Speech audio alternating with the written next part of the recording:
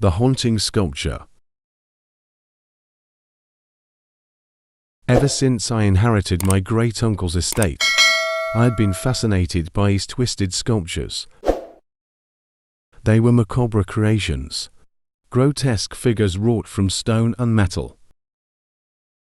But one sculpture, in particular, both intrigued and terrified me. The centerpiece of his collection was a sculpture of a demonic figure, contorted in agony. Its eyes, carved from onyx, seemed to follow me as I moved around the room.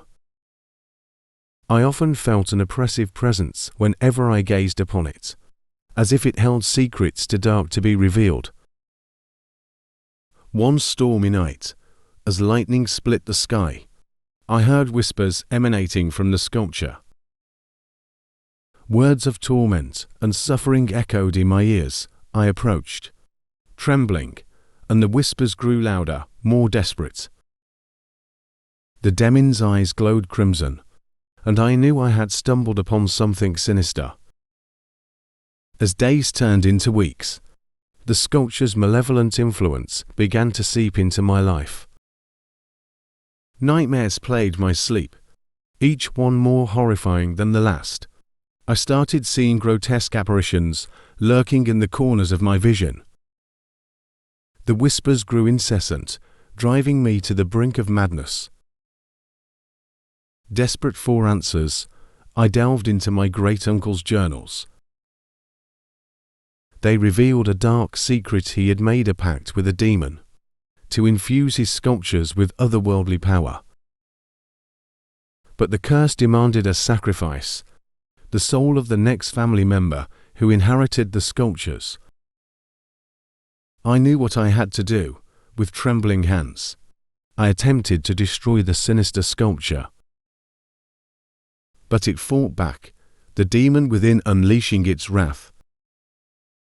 The room filled with a cacophony of screams and the sound of shattering stone.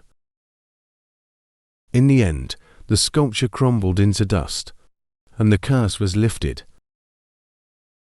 But the price had been paid. My great-uncle's soul was freed, but mine was forever scarred. I had narrowly escaped the malevolent grasp of the demon, but the haunting whispers would never leave me. The sculptor's obsession. The town always whispered about my grandfather's obsession with sculpting.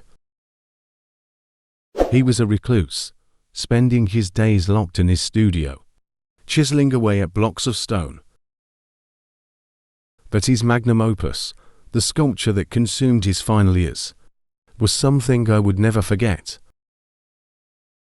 It was a life-sized statue of a woman, her face etched in agony, her body contorted in pain.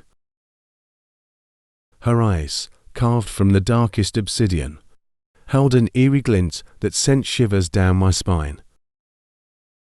It was as if she were trapped in perpetual torment.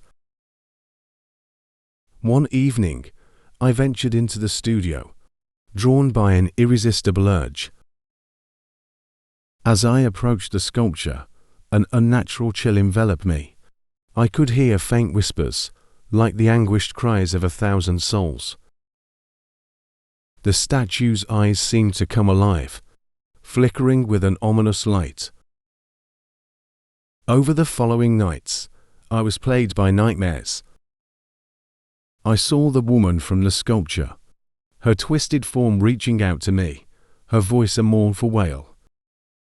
I couldn't escape her haunting presence, even when I was awake. As my obsession with the sculpture grew, so did my descent into madness. I could no longer distinguish reality from the nightmares that plagued me. The woman's voice echoed in my mind, urging me to set her free. Driven by a maddening compulsion, I took a chisel to the statue, breaking it apart piece by piece. With each strike, the room filled with the agonized screams of the woman.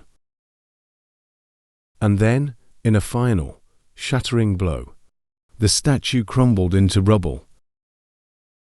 The room fell silent, but the woman's presence lingered, her whisper still haunting my every thought. I had set her free, but in doing so, I had condemned myself to a lifetime of torment. The sculptor's obsession. I had always admired my neighbour's sculptures, intricately carved masterpieces that adorned his garden. But there was one sculpture that intrigued me the most, an eerie, life-sized figure of a cloaked man with a face concealed in shadow. One fateful evening, as I strolled past his garden, I noticed a faint glimmer beneath the cloaked figure's hood.